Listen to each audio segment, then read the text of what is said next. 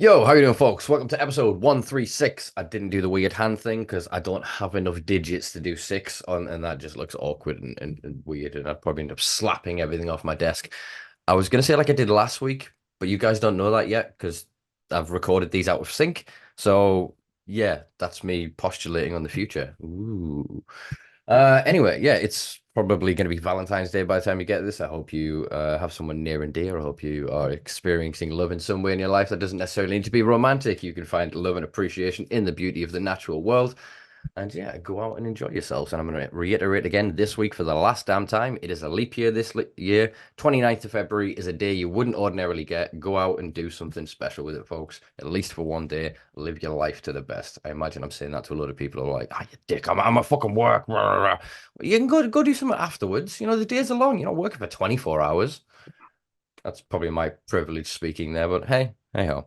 Anyway, let's jump over straight to introducing today's guest because I know you're excited. I know you're happy to see them back in the chair so soon as I am.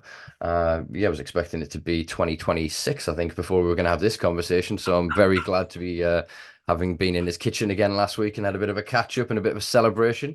And yeah, he's now in the hot seat for this week. And they are today's guest, who is a cannabis advocate and activist, who is the founder and owner of the infamous Liverpudlian coffee shop slash club consumption space, the Chillin Rooms. They are Gary Youds. How are you doing, brother? Living a high life now. You are indeed, brother. You are indeed. It's so good to see you sat in your kitchen, in your chair, with your joint. Just that quintessential Gary pose, joint hand, and just thinking, how do we take over the world? Great to see, brother. Great to see. Great to read your articles you wrote on me. I've been catching up reading the articles, and I'm very honoured that you're getting the story out there, a bit of the history and all that. I appreciate. Yeah, it was a shame. I got actually my because we were contacting while you were inside. My email prison account got suspended because I tried to send you photos of the magazine when I'd written an article in Weed World. And yeah, it came back saying this is basically contraband and that they'd locked out my account. So I'm glad you've had the opportunity to yeah look through some of them. Yeah, there was lots of people wrote me letters and sent me books and that, and I got them when I was coming home, or like it was in my return file, Mm. and so I was limited to all the what was out there, and all like I was kept away from everything. Yeah, it's a horrible thing as we were sort of talking in the preamble there, as you were saying, like having to readjust. It's not like you've got the same technology, the same sort of access inside the world. Time moves differently. And obviously for people that don't know, you're sitting here today recording this within what, a week of being out. So I imagine you're still very much readjusting to the pace of your own, the beat of your own drum, as it were. Yeah, it's made me more determined as um, being inside, seeing like how much taxpayers' money is wasted, Hmm. and um, so I can put a bit different perspective on proceedings type of thing, Hmm. where I can bring about change for all the people who are in there. Most of them are just non-violent drug offenders who are spending years and years behind the door, and it's I mean to stand up for everybody. Hmm. Hopefully, give all these people jobs in the industry, what we can set up so they're not left behind because millions have got criminal records because of the cannabis use. Yeah. They put I, on some type of list where you can't do this job and you can't do that job and you can't get this insurance and this drug test says you can't do this. But if you're honourable and you've got morals and you're prepared to do a day's work, I mean, what the industry, what we're setting up, it will be welcome and beneficial to you to come in with your ways and your community, like feel good. So, like, we'll just mm, bring us all together. yeah, man. Yeah, I guess it is quite palpable and really quite more obvious than ever to you. Is obviously we talked when I came to visit a few times about sort of the state of what was going on inside. That, as you say, the majority of these people were locked up for non-violent drug offences, yet there's a lot of drugs in prison. It just doesn't quite make sense. And as you say, it's costing tens of thousands of pounds a year to lock these people up. And as you said, they're not then contributing to society through tax, through working that they could be if our industry, predominantly cannabis, I mean, I would advocate for other drugs, but that's a different conversation, was allowed to flourish. As you say, as you've always kind of advocated, it's the bedroom growers and the hobbyists. These are the ones that should be leading the march here because they're the ones that have kept the market afloat during the darkest days of prohibition. Yeah, we've had the big growers and various gangs and whatever at different levels, but the majority of people are still just smoking good quality home grow, and they should be honored for that and given that opportunity. And there is no difference, as you say, between the people locked up with their drug conviction and the person outside that doesn't have one. It's society's perception of going they're bad because they were criminalized, but they were criminalized because the laws are wrong, not because what they did was necessarily wrong. Yeah, there needs to be community payback, but paid back by the alcohol industry and the pharmaceutical industry who've been Mm, ring-fencing people and putting people in their box and say drink this and take that, and people want to go more organic now. And like yeah. we've seen the legal cannabis industry, what they've been about since what 2018, and there's 30,000 people with a prescription, but there's 2.5 million who actually use cannabis. Hmm. So we want to work with all these 2.5 million and give them a bit of equity and a bit of space, so like they can grow their own and like Hmm. then come to our club and like watch the musicians or share the wares or bring their edibles or they can be part of the community Hmm. we've been setting up. So it's a whole new way of life and a whole new way of existence. It's like it's a lifestyle Hmm. what we've created, and it's community orientated and it's about giving back. So like most of the profits will go back to what the community needs. So we can literally grow the communities, all of us, and we can all plug into it, which through the app, what we can download and like the technologies in place. So we need to meet the politicians and um, be a voice of reason, what people can, like listen to and then plant their seeds. Mm. So they're all part of it, and you've got as much medicine as they need, what's grown with love, and like grown with care, and like Hmm. so we'd know it would be organic feeds and with cured right, and where my expertise comes into it, I've been grown for 20 years, over 25 years, so I could show everyone my techniques, and we could all be up to scratch. Hmm. Um, and It, the homegrown mark, which are 4 plants or something, what Germany's doing now. But we've also got Malta as well, haven't we? And I was gonna all say, the other countries what are leaving us behind type of thing. But we're not getting left behind because we've got my 20 years work and plan, which was involved the community. What all Mhm. these other countries are striving for now, we've actually been doing that, which was the homegrown model. And so it's not tourism based; it's the community based. So like Mhm. community can come together in the clubs. Yeah, So it's it's like very local.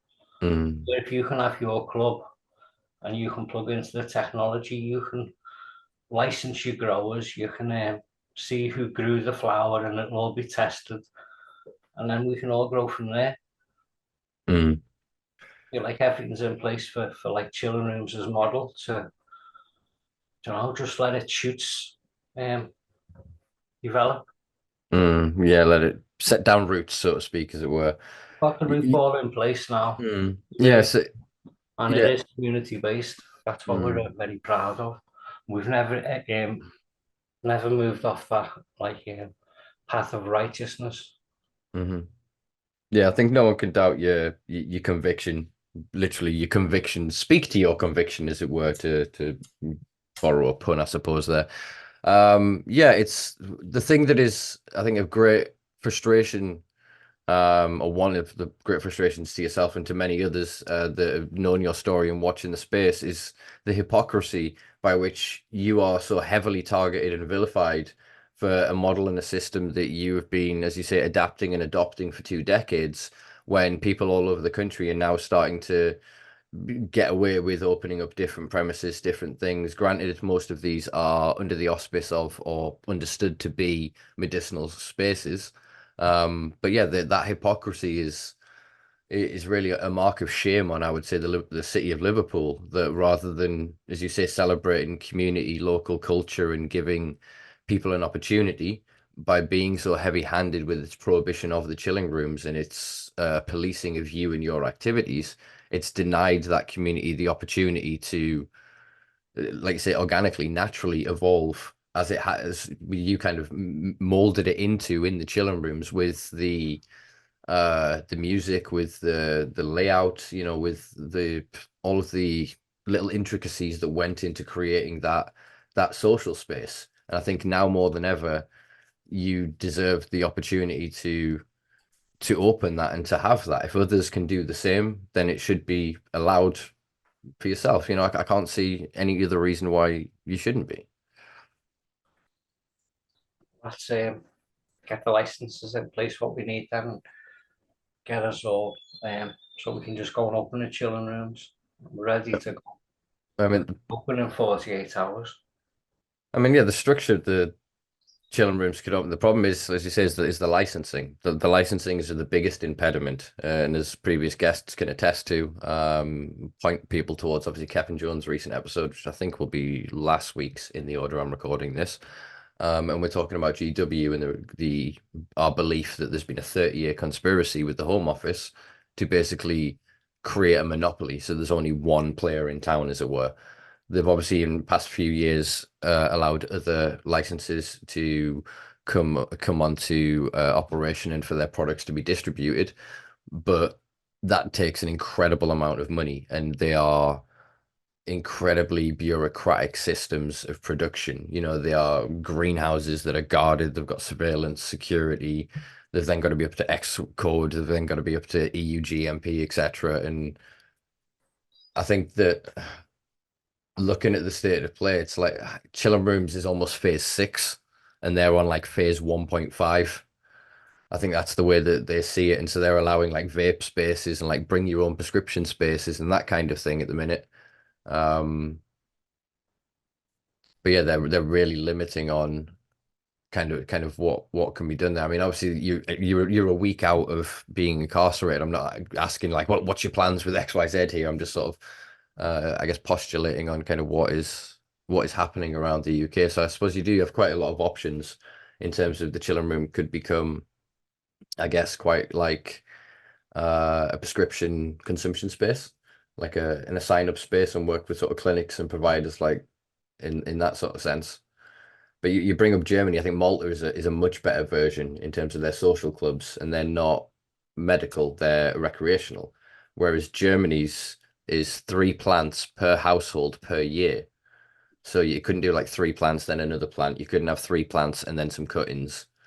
It's a very hyper restrictive model, and for most of the people I speak to in Germany, it's falling apart along and as fast as the German coalition government right now.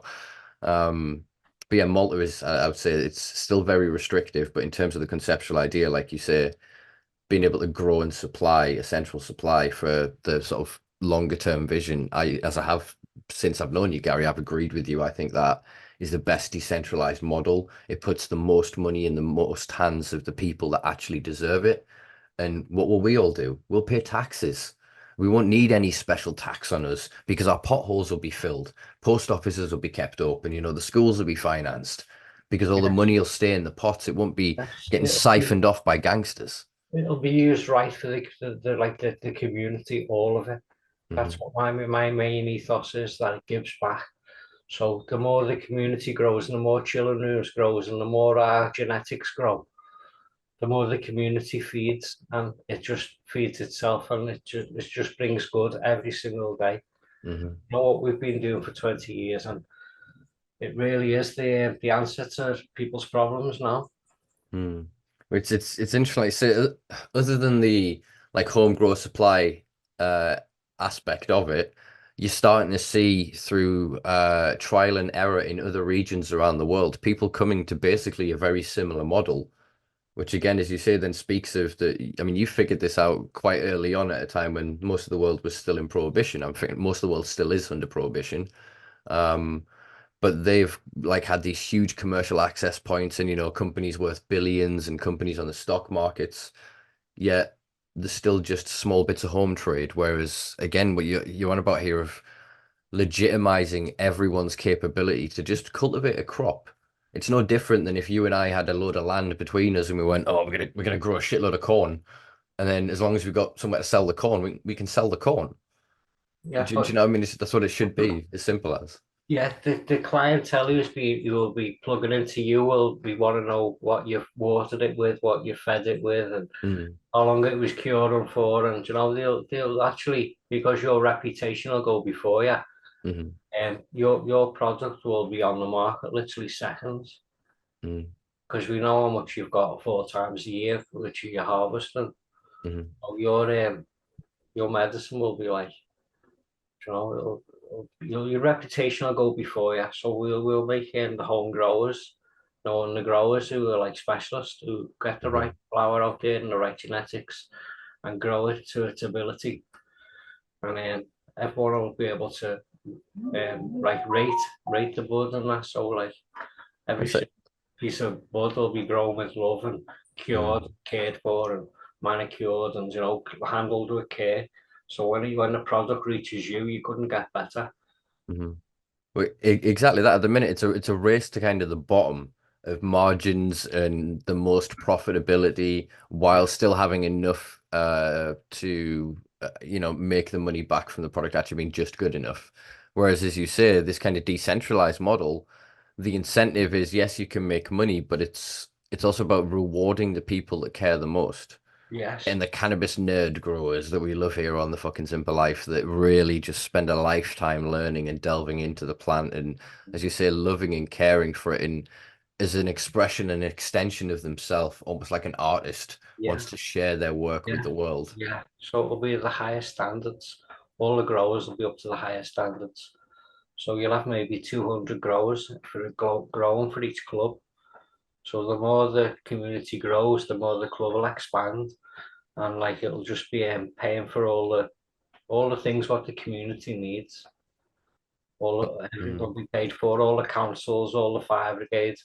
Maybe rebrand the police to peace officers. No, that's what. That would be the fucking day. That would be the fucking day.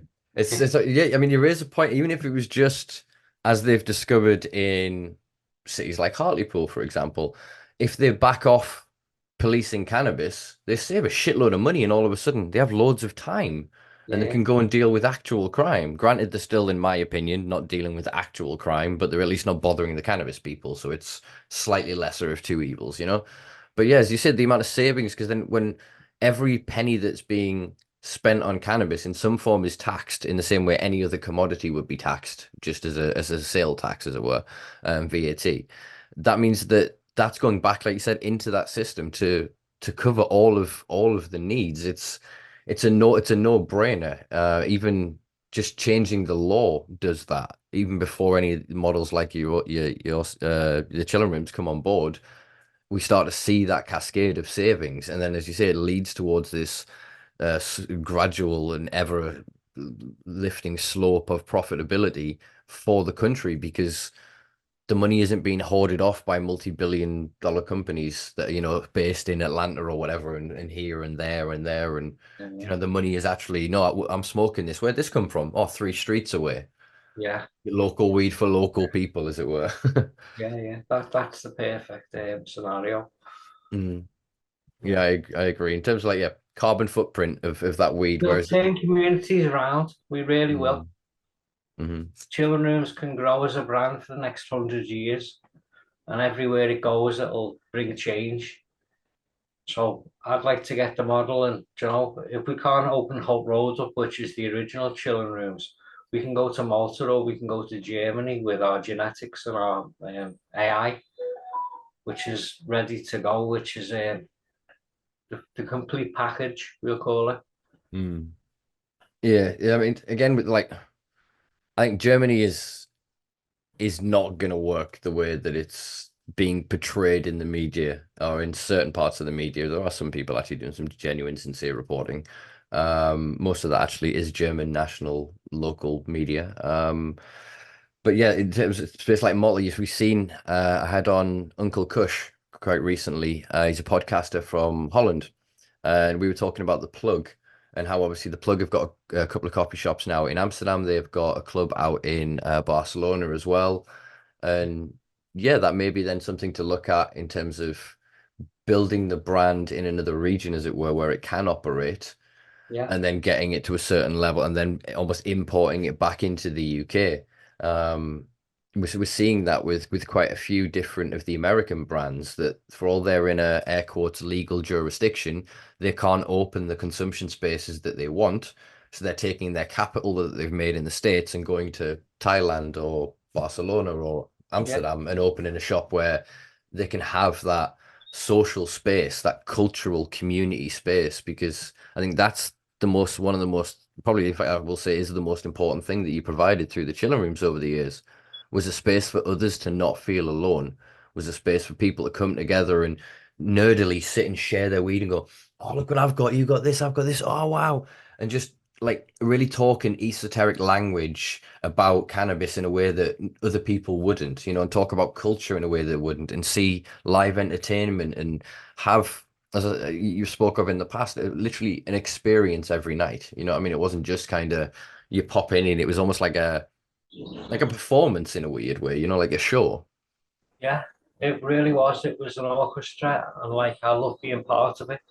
It really was like a congregation, So like I felt like I was missing out if I wasn't being part of it because like I've never experienced the euphoric atmosphere as I've experienced in there, especially when every single night got more busier and more people, and we always cater for everybody. No one was left behind. Like Mhm. everybody made new friends in there, and just like families and three generations of families on numerous occasions. Where I'd speak with the son, the granddad, and the dad who was my age, Mhm. and it was unbelievable.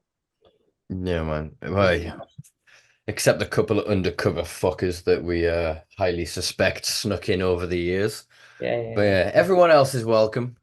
yeah. Hopefully, you've got footage of the undercover operations now, and they'll bring them out in the next few years when the war ends.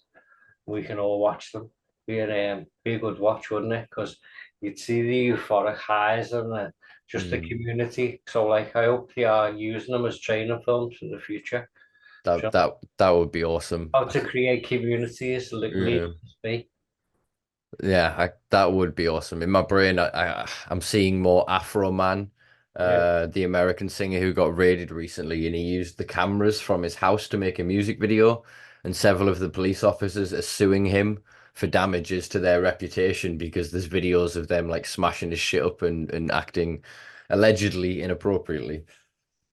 But yeah, that would be good if it was literally like the raids of the chilling rooms and other establishments were part of the training to go, yeah, this is how we don't do it.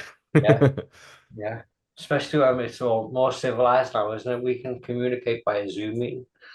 Give someone an email, say you've got to attend this meeting at this time, and we can all agree on what needs to be done. And the communities are ravaged; they really are, and people are losing their jobs, and businesses are shutting down. And the high street looks like so now it looks like there's been a war there anyway, with all the roller shutters everywhere, and even like main shopping areas and city centres are feeling the pinch now, aren't they? So Mhm. we could operate in all these spaces and so I suppose there's a space for 100 coffee shops in Liverpool city centre, and there's one in all the suburbs, which is the places where no one invests no more, like your Kirby, Kirkdale, Kensington.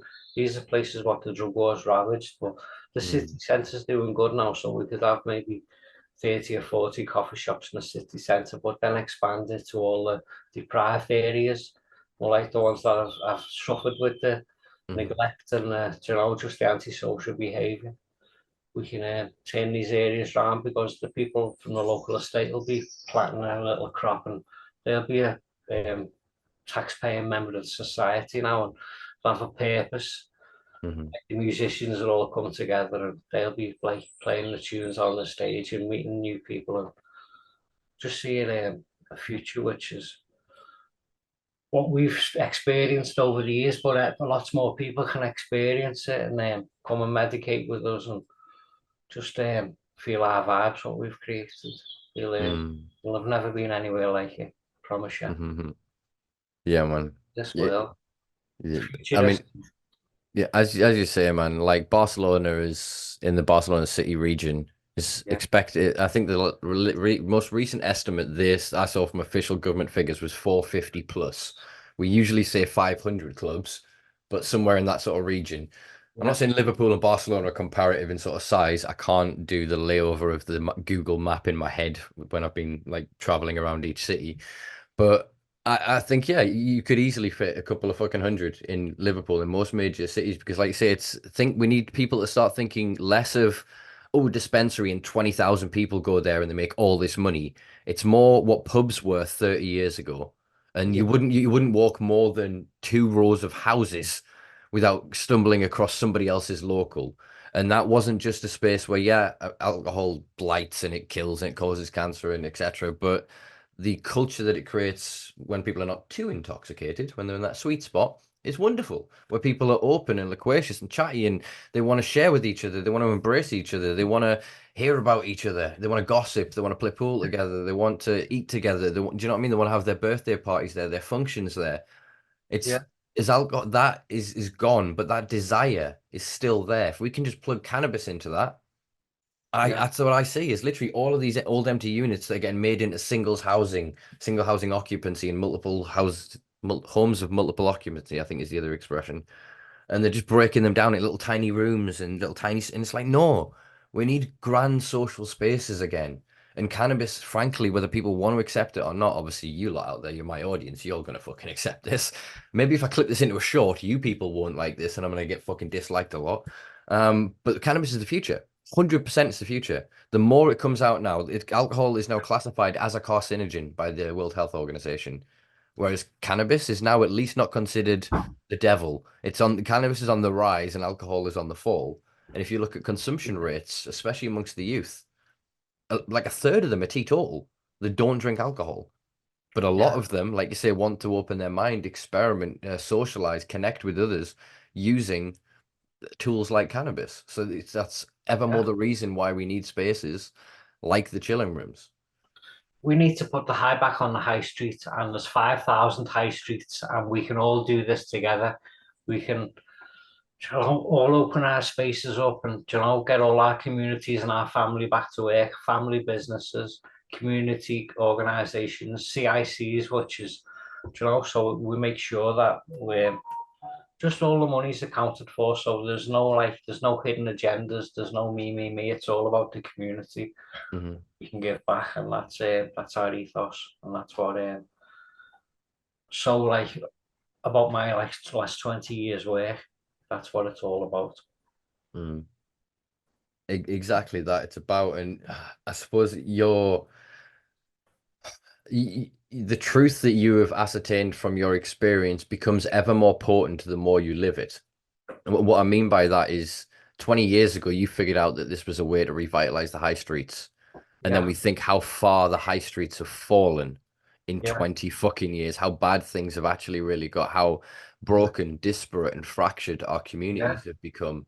yeah, And like you say yourself, you literally speak of what the drug war does. And I always respect the way that you phrase it of the harmed by the drug war because you're putting the responsibility onto the correct party. It's the police and the judges and them motherfuckers that have caused the problems. They've led to ever stronger drugs, to ever more increased violence, to more villainy, more gang interconnections and networks and county lines and all of these other things. They haven't arisen from drug culture.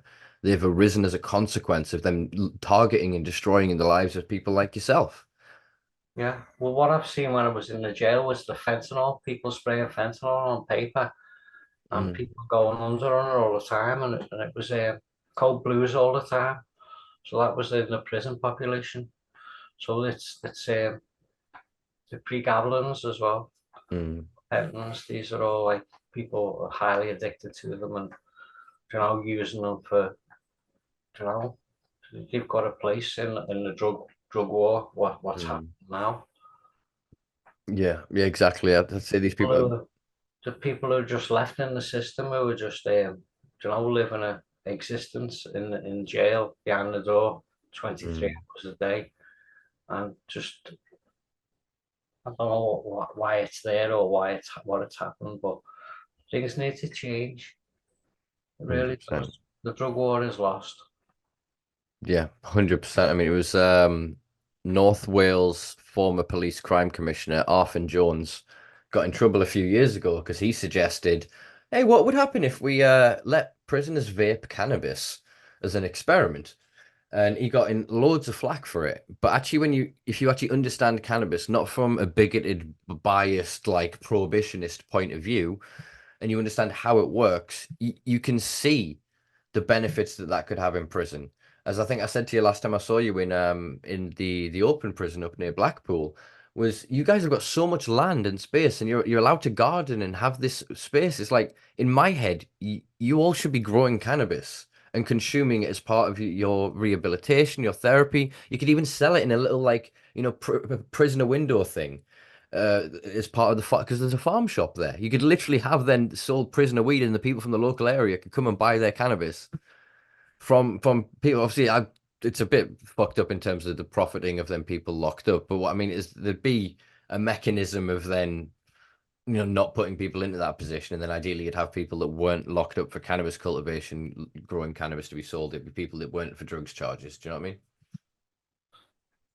It is a working jail, and all the lads, the 700 lads up there, and lots of them work in factories where they just repackage chicken what's been imported Mm, with different packaging on it. But lots of them work in the gardens, and I was working in the tomato shed. But it was big business up there. Like it was a commercial farm. You had cows and bulls and pigs. We used to go for a nature walk up there and go to the farm. So it was nice. I mean, mm, as jails go, they've been running that jail for 1936, I think. So like we sort of leave the lads alone, but the drug of choice in Kirkham is cannabis. mm, But there's no space at all in Kirkham, which is an open jail. So what does that tell you about the drug war? Which is, I mean, mm, there's 150 lads going outside the jail every day. So whatever is wanted in the community is actually in there. But the real community, didn't want space. mm, What was in the Cat C establishments. So I never seen one incident of people going under, which that's like tells you that the community knows what it wants. But it did see lots of cannabis, but that like made the day better for lots of people, and lots of mm, people self-medicating with it. But there was a drug test done on our wing, and one of the lads who didn't smoke um, failed all the drug tests for opium and amphetamine. But he'd been prescribed these by the doctor in Kirkham, so it didn't matter. But he was on, mm. said to me, you're the one who was on more drugs than anybody. And it Yeah, was but it's just like, there was a moment he went up to healthcare and said he's not taking them no more. mm. It's as we tried obviously with yourself to try and get you a prescription while you were in there. It's Yeah, just something that's denied to them, and then the pills that then become treatment, often for conditions exacerbated and worsened by them being incarcerated, worsens their health.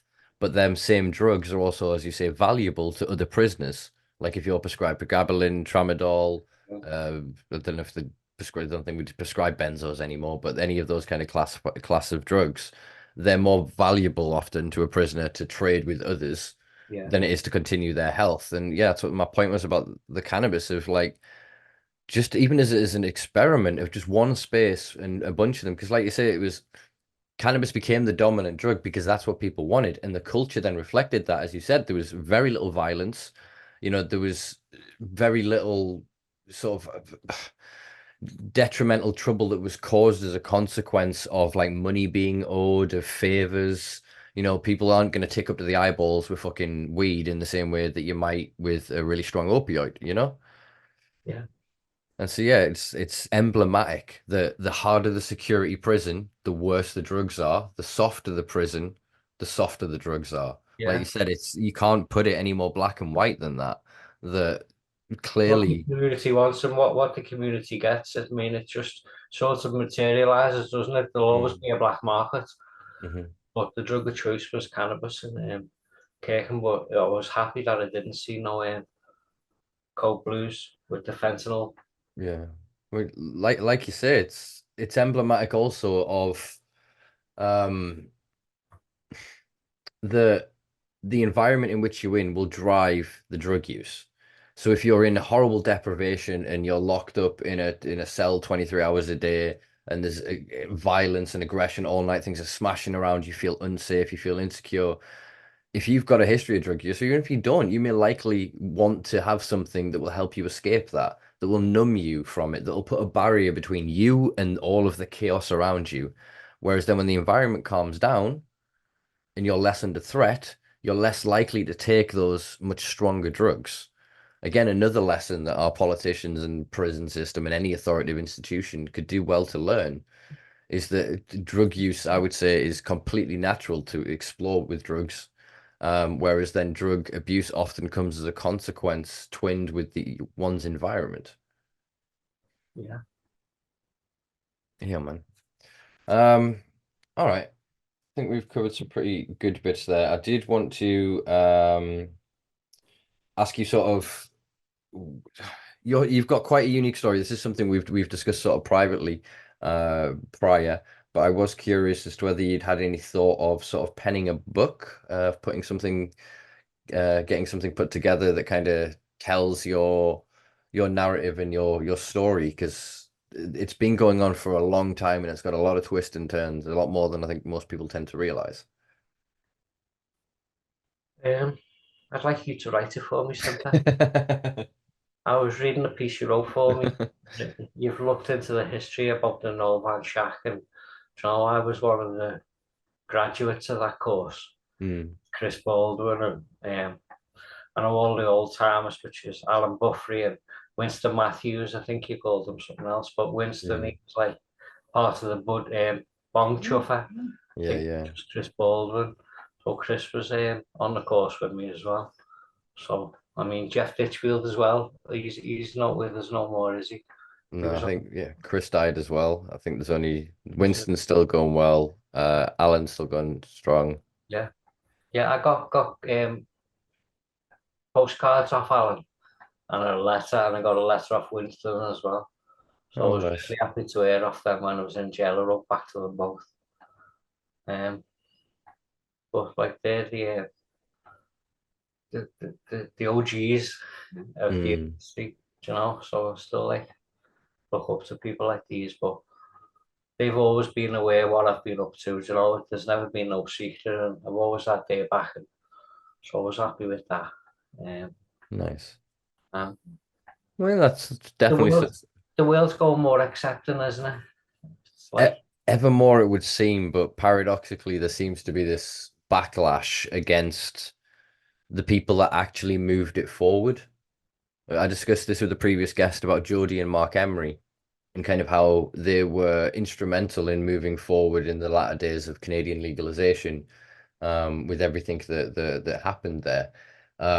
Yet they were locked out of the industry in the space. They I were think sent. they They were just set up burnt as out, didn't they? pariahs. I think they worked that hard to the build up, and then they were just burnt out after all the activism and No, the jail and there was a case. They were convicted and they were banned from ever owning and making money from kind of owning the cannabis licenses and making money from cannabis dispensaries. They were like really aggressively locked out of the industry. so So yeah, it is like I said, the world is changing, but I worry that they're trying to take our like shit, run our culture, our history, and our experience through this filter so they can get this sticky distillate that they can then dilute and market it. as if they're the culture. Do you know what I mean? And it's you've Yeah. seen it yourself. You'll have met these guys in suits, these motherfuckers that don't know shit. They know business because they're businessmen, but they don't know the culture. They don't know the plant. Yet they're telling us that we need them, but it's not. They need us. There's So, people in every community who can, like stand up now and be counted and say like, this is our way. mhm, We know this works, and we know what doesn't work, and we know if we plant these seeds and this person grows this plant, and before you know it, the community will be growing, and it'll level up back, and it's the change what we need right now, which will 100%. empower everybody. Yeah, man.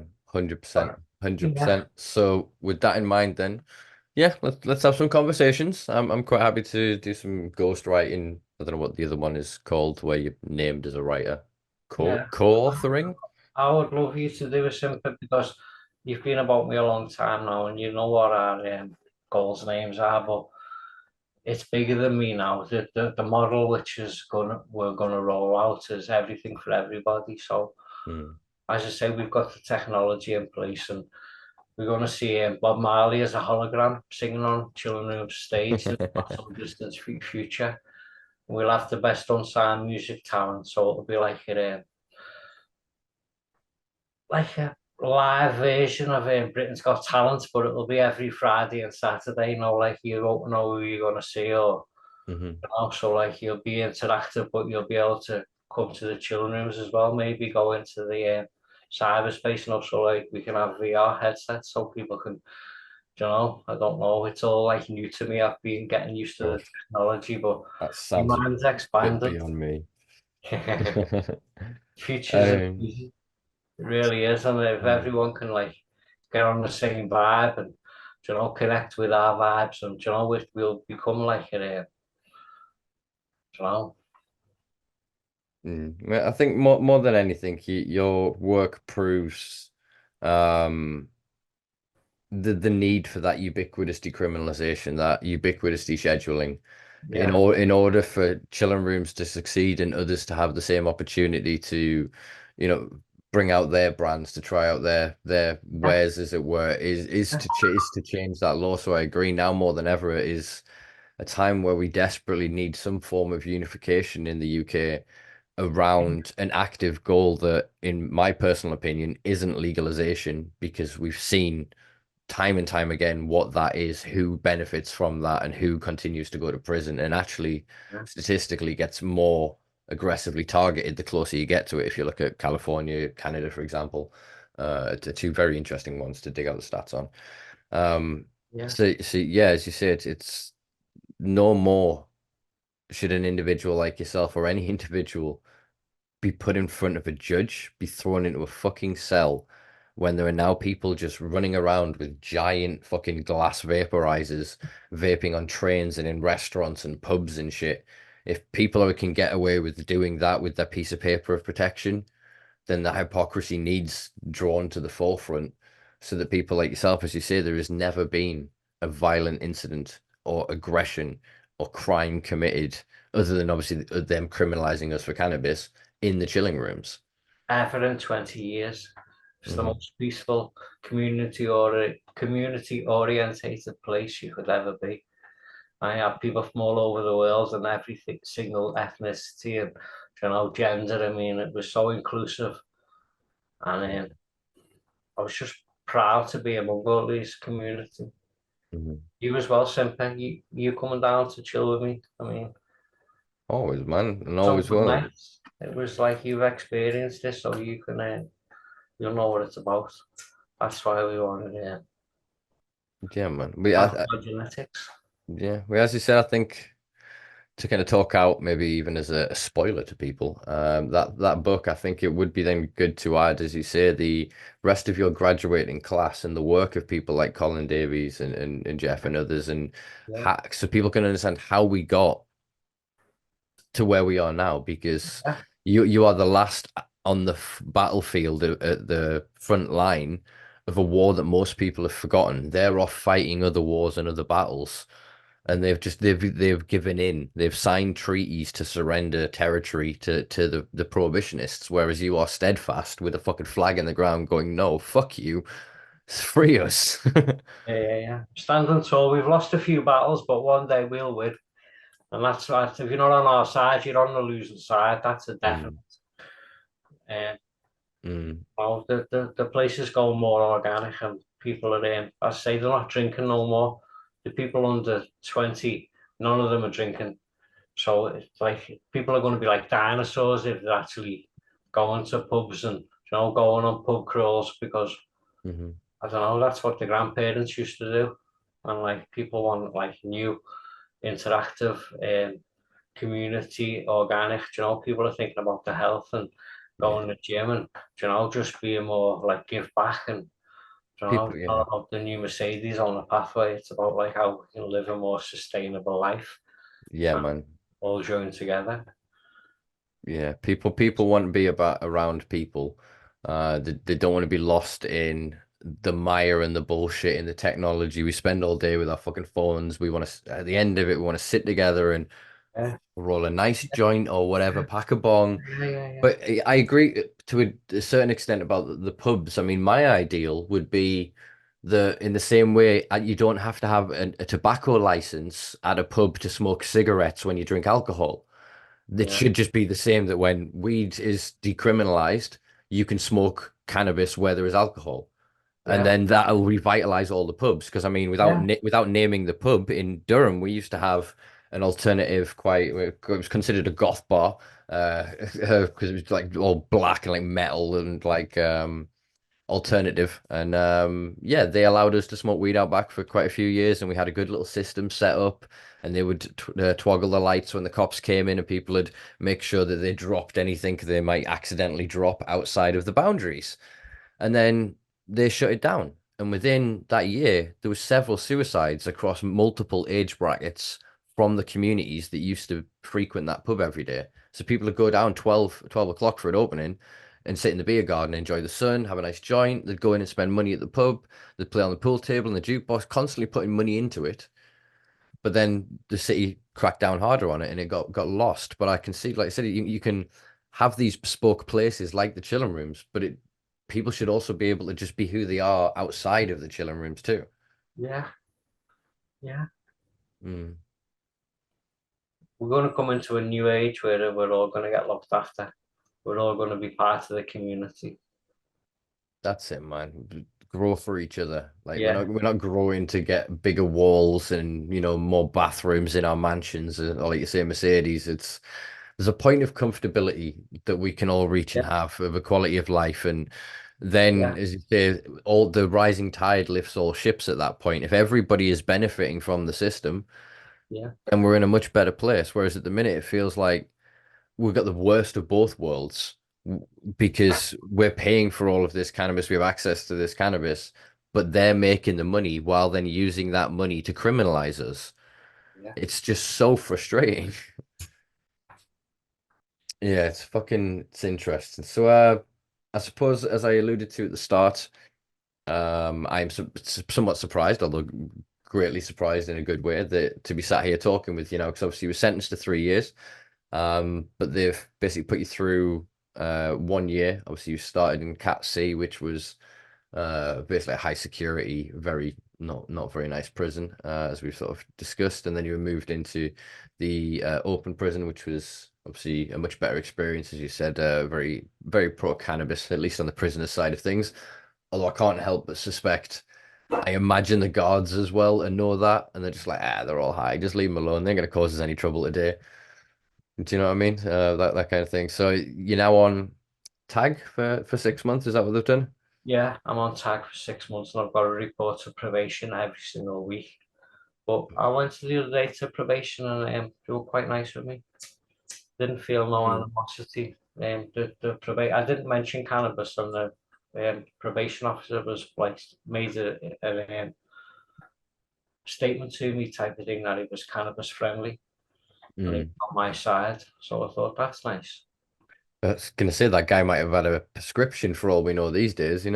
Yeah, he must have knew he was coming to meet him, mustn't he? Mm. I mean, yeah, they'll look over your files, but Uh, yeah, to working with these people because if you don't change nothing, nothing changes, and that was a mm, slogan I learned on the prison wall.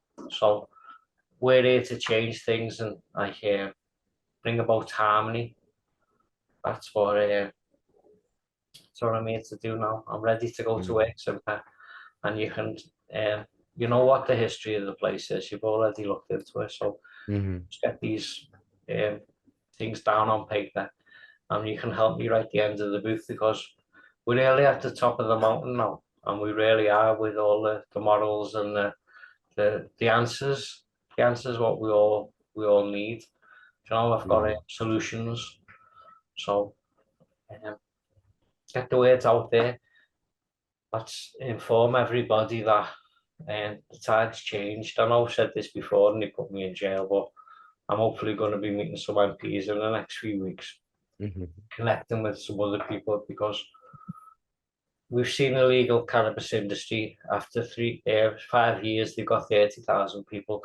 We're going to be working with the 2.5 million who haven't got prescriptions, who can be mhm, self-sufficient. And we don't want not off no one really. We just want acceptance, and we'll license the growers and we'll put in safe spaces. And also like an electrician's checked your room type of thing. So we mhm. like MOT on your room, so it'll be registered with the app. So everybody can just plug into it. Nice, nice. I suppose let's do a couple of light-hearted ones then, I guess. You said that obviously cannabis was a preferred drug of choice up in Blackpool. What was the weed like? What sort of cultivars were you getting hold of? Do you know what? It was some of the finest bud actually, but there was a lot of resin up there as well. But it was all quality. People were really fussy up there. Do you know, like there was, if it was worth bringing in, it had to be quality because they were all connoisseurs Mm, and they were all like, just make them the best of a bad experience. But we were all in jail, but it was really good. mm, I've got some memorable friends and contacts all over the country now, so it wasn't a waste of time. Because nice. I've got contacts from Yorkshire to Bradford to Birmingham and everywhere in between and further afield even. And everybody connected with me and everybody knew my story before he even got there, even the guards. So Mm, um, we've got like grassroots history type of thing. mhm, So um, when I got there, it was all good. One of the mm, lads who were new from the coffee shop brought me a big chunk, and just felt like enlightened then when I got organically inspired, and like I thought, like my visions come back and everything was mm, much clearer and the grass was greener and everything was more interesting. The more people I met, and everyone wanted to hear the stories, and I've just been just spreading the words and planting our seeds everywhere. So there's a lot more people who actually know about our vision now out there for real life mm, because we've had no communication with the internet, so we've had to mhm, be with like real words and meeting real people. But all the people I've met are cool people, and they can all have a second chance as well. Not like prisoners mhm, who are in the system, but most of them don't need to be there. We could think of a different way, so we don't need more jails. We don't need more prisons, and we can maybe empty the jails and use them for asylum seekers. Maybe like that jail in Wrexham holds 2,300 people. It's like three big blocks with over 700 people on each block. Yeah, I mean, I'd advocate destroying the fucking prisons before locking up Yeah, asylum seekers in an actual yeah. prison. I mean, I yeah, thought maybe I get what you're saying though. turn them all into grow rooms even. That's the fucking one. If they say, "Oh, this weed's got to be Yeah, secure," yeah, literally, because the cells are a good yeah. standard size. Standard little grow Each room. person Yeah. rents a cell. Yeah, they've all got water as well in there, so it could be converted to a little grow room, so everybody could have maybe plug into their grow room in a cell in I the th I, future. I think A good did idea. one of Bob Marley's kids, did Damian Marley not do this in California? Don't know, but we put the visions out there. Maybe they can come to fruition. Uh, yeah, yeah, Damien Marley. Talking about a cultivation facility owned and operated by companies involved with Ocean Grow Extracts, situated in, I can't pronounce that, Coalinga, California. Grow Up is located at a former abandoned prison. So that's again like that. There's a company in America as well. Uh, and I can't think of the name. I was just about to say an anecdote there, and it's just all jumped out of my head. Yeah, so screw that. Next. Yeah, as you say, there's so much fucking potential already. We don't need these multi-million pound greenhouses. We don't need these huge international conglomerates with guys on salaries of 250, 300,000 being flown around on private jets. It's cannabis is already here, no matter how hard they come at us, no matter what they do with us. Every street you walk down in this country, there's a statistical probability that it's got a fucking grow on it, or if not that one, the next one. That's just the state of play. We need the opportunity, like you say, to all be as loud and as proud as you continue to be, despite their best efforts to silence you, to harm you by targeting you, vilifying you, criminalizing you, taking away at this point a good chunk of your life by continually just seeking to lock you in a box because they don't like you making a space for others to consume a plant. That's mental. It really is. I don't hold no grudges though. I really don't. I'm not that type of person. Mm. I met all the staff in there were on my side. These few of them said they were watching YouTube videos of me and they're fully supportive of me. So that may give me a bit of street cred. Good, good. Still a shame that even the people that are forced to keep you in that Yeah, prison recognize that you shouldn't be in that prison. It just yeah, shows how ridiculous and arbitrary these laws are. As you say, 30 plus thousand people now have prescriptions. The clinics are now they've got adverts on television and on social media and on the radio, and yeah, they're hyper normalizing their shit on their side. As long as you're the right kind of class and creed and background, as long as you can afford it, and as long as you always say it's medical and you only vaporize it, then you're safe and you're a good patient. But if you combust your cannabis, you're a bad person, you're a druggie. It's yeah. just a more ridiculous hypocrisy. Yeah, it's again, like I say, all the more reason why I think we need a space like the Chillin Rooms, but also, as I've said to you, more reason I think to take stock of things right now. This is Yeah. literally over 20 years of them just you going, I want to do this, and them going, fuck you, and kicking you in the face. And yeah, let's have a good conversation. Obviously, off the record, I'm going to talk with you folks in the room about yeah, getting a book together and whatnot, because I think that would be a brilliant thing to do while you're on tag and you're a bit limited for Yeah, now. Give you yeah, something to focus on. And yeah, I think, like you say, it's important not just for people to understand the parts that you've played in the history and the privileges that they now enjoy, but also so many others, like you say, that came from the same Noel Van Schaik graduation class, as it were, and were operated in the same era.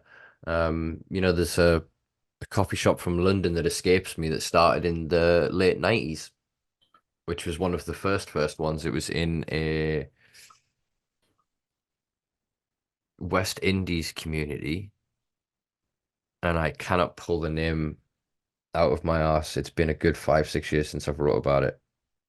I can't recall it, but that was technically, I think that's what I refer to when I say like phase one, two, or three, or like yeah, 1.0 or 2.0, whatever. That was like the first, and you guys are like 1.5 because there was that smaller iteration, but they were much more localized, community focused rather than being kind of activist spaces and about being loud and proud. You guys were the first kind of ones to go, nah, fuck this, and really go crazy. Especially, like I said, the worker like Chris Baldwin and Winston and others, like how much media attention they garnered and initially how much support they garnered. Obviously not from the police, I suppose the same is true of yourself, really. Over the past 20 years, you've been interviewed by how many different outlets, you've been supported by how many different people off the record. But the cops, when they fucking get that piece of paper, they come flying through the fucking door every time. And with malice, they drag you away as if you are any danger to any fucking one. Yeah. Reconciliation, that was what, yeah, that's what I'm saying now. We're here to talk, we're here to negotiate, Yeah. we're here to, I don't know, if I'm just representing 2 billion people type of thing and letting them be free. That's what it's all about, isn't it? These are the 2 million smokers. Let my people go, grow, and Yeah, be. Yeah. we're caught up in the criminal justice system. That little bit of paranoia when you're getting your flower, and I mean, Yeah.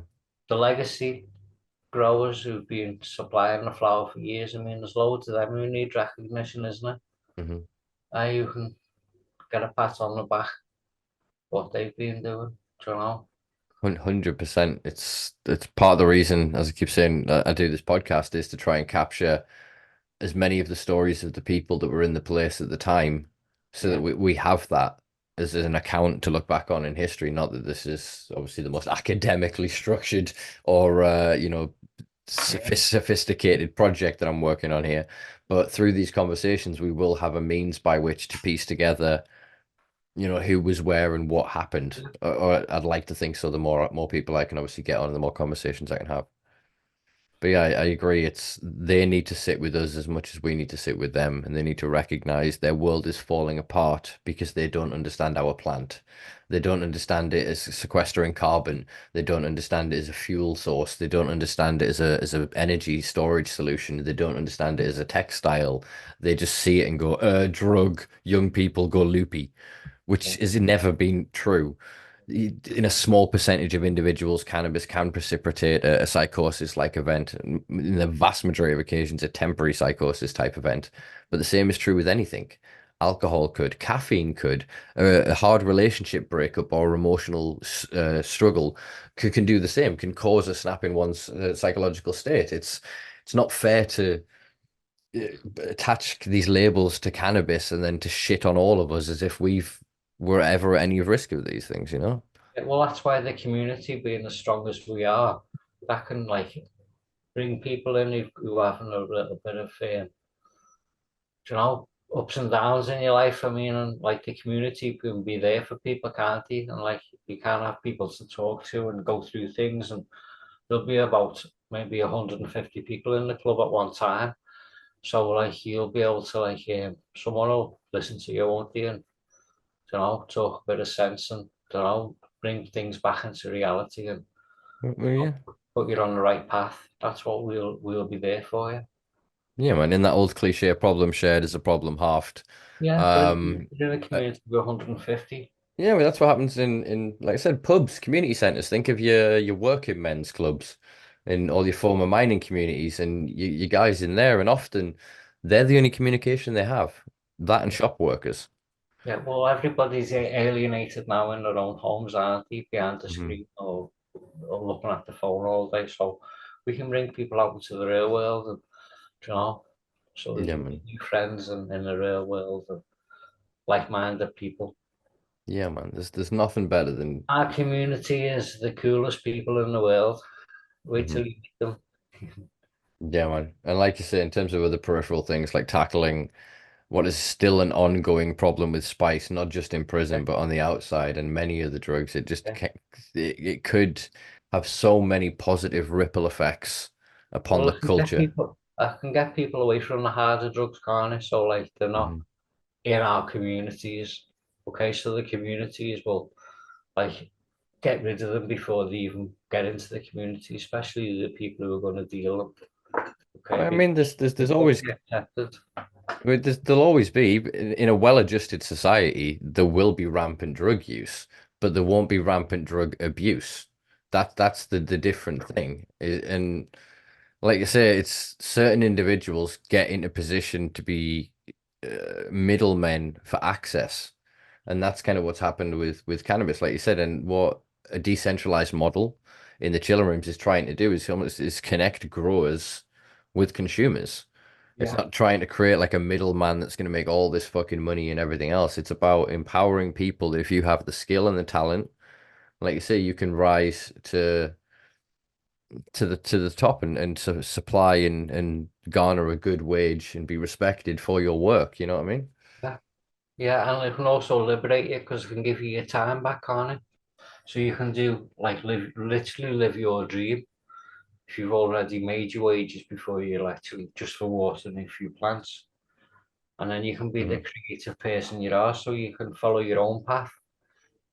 And 100%. And that, everyone's got this unique self in them, what they don't even realize because they're too worried about going to the 9 to 5 job. So if you had already your bills paid and you could do something what was like community based and something was what was give back and so it was all about not about me. It's more about what can we do to empower everybody else yeah, and like the world to be a better place. 100%, 100%. It's pointless me having all of this fucking pizza in my mansion if I know the slums outside and people are starving. I Yeah, can't in good conscience live that way, you know what I mean? And I think there is something in cannabis more than most of the drugs and most of the resources or financial resources that the more it's consumed, the more empathetic it makes the populace. yeah, And that may jive and be juxtaposed right now with not jive rather and be juxtaposed with the governmental authoritarianism in the Tories and the drug war, as you say. But most people are done with it. We're needing this spark, this ignition point that starts this chain of events to move us into um yeah, that better future where something like the Chillin Rooms is not just possible, but it can then flourish. yeah. We're here right now. I am standing tall, literally. Am. Mm. Nice, nice. Um, all right. I think we've covered most of the things I wanted to. I'm just looking at my list and notes. Yeah, everything's Da-da-da-da. sorted now. That noise in the background. I'm sorry about that. That's all right. It's just my headphones are quite acutely tuned, so that metallic sound Uh, was quite loud. So I apologize to any listeners at home as well that have maybe got this a bit loud in their ears. Yeah, let's just jump on to sort of last couple of quick questions then. Um, I've already asked you that. All right, we'll jump on to my last question, then my cliched question. So, what does the future hold for you? I know, obviously, I suppose for the next 6 months at least, we know you're kind of stuck on tag. But where do you see yourself going, or ideally, where do you see? I suppose this is more of a what's the word? A theoretical hypothesis of best case scenario. Where are you in a year, 2 years? Where you heading? maybe 5 or 6 children rooms opened in different locations. Um, and wait till the climate changes in the UK, and then come back here. And when I open, it sets the standards really high for the industry Mm, because I literally want to take children rooms to every town and city, and I want people to plant my genetics and use my futuristic, um, you know, model. mm, What's gonna connect with everybody, from like the smallest grower to the vibrantest coffee shop, and it'll do everything for your business. So all you've got to do literally is plug into the technology, and it's there for everybody. All my ethics and my moral, my guidance, we can all like just use it. And mm, I can use my time where I can like show people all like how to grow. Use my 20, 25 years of growing skills so you can be up to my standards and grow these 6 foot tall plants. mhm, So I mean, it'll be life changing for lots of people because they can grow their individual strain, what they want to grow, and mhm, any extra they can bring to our community, and they'll all be like affiliated with taxpayers and whatever else it will be. But we'll bring the high street round. We'll bring jobs. We'll create health and harmony. That's what I want to do. Bring the feel good Awesome. back to back. Awesome. Awesome. Yeah, I like it. I like it. I think that's a very positive and very good vision to have. And yeah, I think decentralized decriminalization is the way to sort of achieve that. Like you say, is to create that space for everyone to flourish, and we only get there together, or we don't get there at all. I think is something we very much Community learned. orientated, every single thing. So when we all get together, we are a true force. So Mhm. common sense prevail and grow with us, work with us, and Nice. that's it really. Excellent. Where can people keep up with you at the minute? Do you have any current social media? Because obviously I know your phone keeps getting seized and you keep getting locked out of accounts. I am trying to get back into my original accounts, so hopefully in the next few weeks I'll have all them back up and running. But in the meantime, I've got no social media as yet. Okay. So if anyone wants my number, I mean, you've got my number, so anyone can contact me if you really want me. But I'm working behind the scenes, putting things in place, and I'm going to be going to meet some MPs and people of influence in the city and see what's the next, what's their manifesto for the voting procedure for, the cannabis vote. Mm. Okay. Interesting, interesting. I look forward to hearing how that's gone and going. Yeah, folks, you can get in contact with me directly if you want to get in touch with Gary. For now, I'll probably edit this in the future in the links below. In a couple of months will be Gary's Yeah, social media links. So if you're watching this not within the chronology, you'll be able to get in touch with Gary below. Um, yeah, awesome. Appreciate yeah. I'm the I'm I'm also I'm on the Mara, which is up and running now as well. So you can get me through the Mara. okay. It's on my t-shirt, yeah. Mm-hmm. So that's the way we can all communicate. Okay, good to know. Good to know. All right. It's been a pleasure, Gary. Thank you for your time. And yeah, take it easy, brother. We'll speak See you soon. soon, All right. Simpa. Peace. Bye.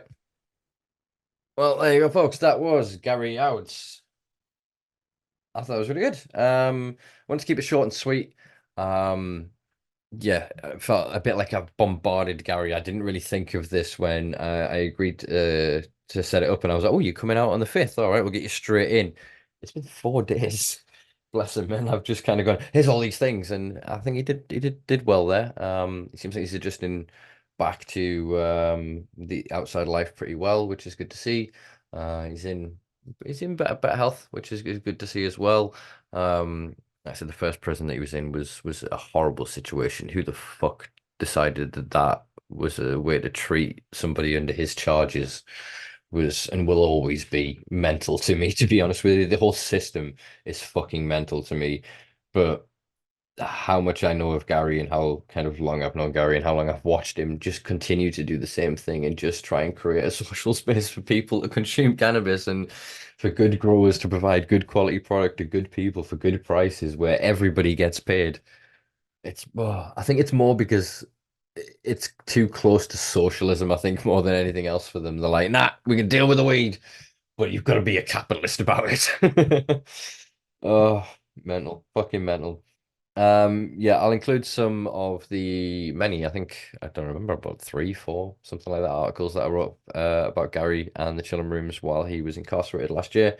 So I'll include those in the links below in lieu of social media links to the Chillin Rooms or to Gary because there aren't any official ones. I think he was saying there he hasn't got access to them. So yeah, give it a bit of time and I'm sure he'll have that figured out.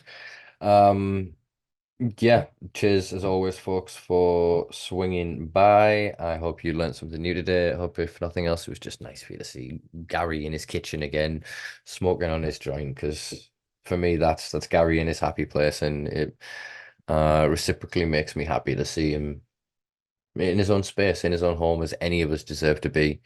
Doesn't matter our politics, our personality, our class, any of that doesn't matter to be removed from your home, your space, and your ritual, and the way you consume cannabis for consuming cannabis is vile. It's repugnant. It's repulsive to me, and it will always be a motivator to, if nothing else, at least sit here and talk to you guys and go, "Oh, you seen how fucked up this shit is." Yeah, appreciate you taking the time, folks. I'm not going to waffle on much longer. So yeah, if you enjoyed this, please do give us a like, share, subscribe, rating, thumbs up, star, whatever it is you do on whatever platform it is that you're enjoying this podcast of mine on. And yeah, greatly appreciated. If you really, really enjoyed it, do check us out on patreon.com /the Simpa Life, where for less than a cup of coffee a week, you can help me keep the lights on this little project of mine. Check out thesimpalife.com for more articles. There's a new Spannabis blog up there. Check that one out. And yeah, you've been fucking awesome. We'll be back next week with, I don't know, somebody. It'll be awesome. You'll love it. Take it easy, folks. Peace and love.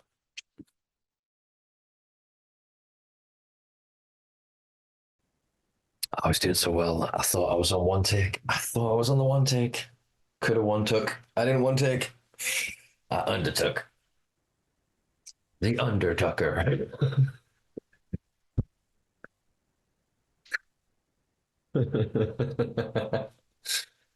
Oh, thanks, Brian.